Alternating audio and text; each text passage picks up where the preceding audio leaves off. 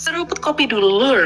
Kita bahas yang lagi panas di dunia militer, terutama soal langkah besar United States Navy yang mulai serius bawa rudal darat ke laut.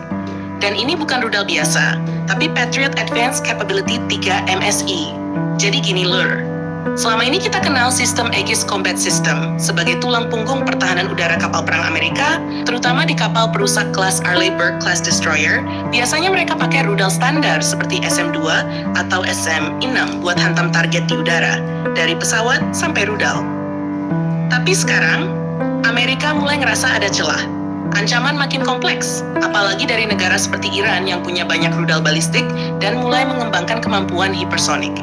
Nah, disinilah PAC-3 MSE masuk. Rudal ini awalnya dirancang buat sistem pertahanan darat Patriot, tapi sekarang mau dipaksa naik ke kapal perang. Ini bukan sekadar upgrade biasa, Lur. Ini perubahan konsep. Kenapa? Karena PAC-3 MSE itu spesialis pembunuh di fase akhir. Artinya dia didesain buat ngehajar rudal balistik pas udah mau jatuh ke target. Jadi kalau SM-6 itu bisa ngejar dari jauh, PAC-3 ini jadi lapisan terakhir, ibaratnya penjaga gawang terakhir sebelum kena. Amerika minta beli sekitar 405 unit dalam anggaran tahun fiskal 2027, nilainya sekitar 1,7 miliar dolar. Itu bukan angka kecil, artinya mereka serius. Sekarang kita bahas bagian paling menarik, integrasi ke laut. Kapal perang Amerika pakai sistem peluncur vertikal yang namanya MK-41 VLS. Biasanya diisi rudal berbagai jenis, dari anti udara sampai anti kapal. Nah, tantangannya, PAC-3 MSE ini awalnya bukan buat VLS. Jadi harus ada modifikasi besar, mulai dari dimensi rudal, sistem peluncuran, sampai software yang nyambung ke radar kapal seperti SPY-1.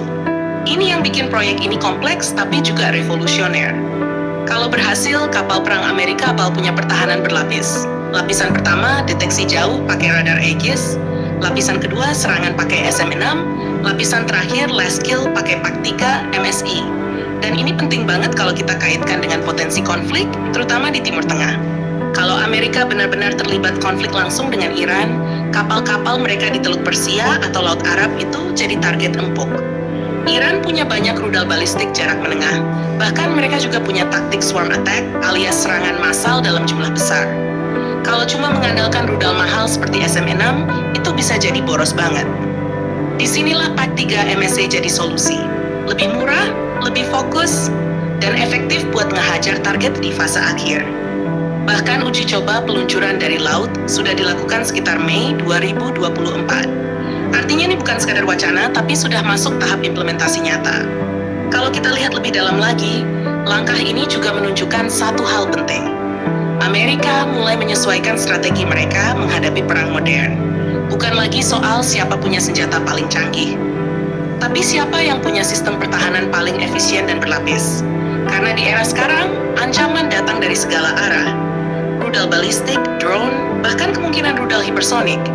Dan kapal perang itu bukan lagi raja laut yang kebal, tapi justru jadi target utama. Jadi dengan masuknya PAC-3 MSE ke kapal, Amerika mencoba bikin tameng tambahan yang lebih fleksibel dan lebih hemat biaya. Pertanyaannya sekarang, apakah ini cukup untuk menghadapi Iran? Jawabannya, belum tentu, karena Iran juga terus berkembang. Mereka bisa saja meningkatkan jumlah rudal atau pakai taktik saturasi biar pertahanan Amerika kewalahan.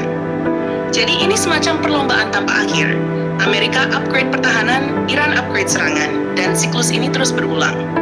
Yang jelas, Lur, integrasi PAC-3 MSE ke kapal perang ini adalah salah satu perubahan paling menarik dalam dunia militer modern. Dari rudal darat, jadi senjata laut, dari pertahanan statis, jadi pertahanan mobil. Dan ini bisa jadi tren ke depan, bukan cuma Amerika, tapi negara lain juga bakal ikut-ikutan. Kita lihat nanti, apakah langkah ini benar-benar efektif di medan tempur, atau justru muncul ancaman baru yang lebih gila lagi? Jangan lupa subscribe, like, dan komen di bawah sambil ngopi.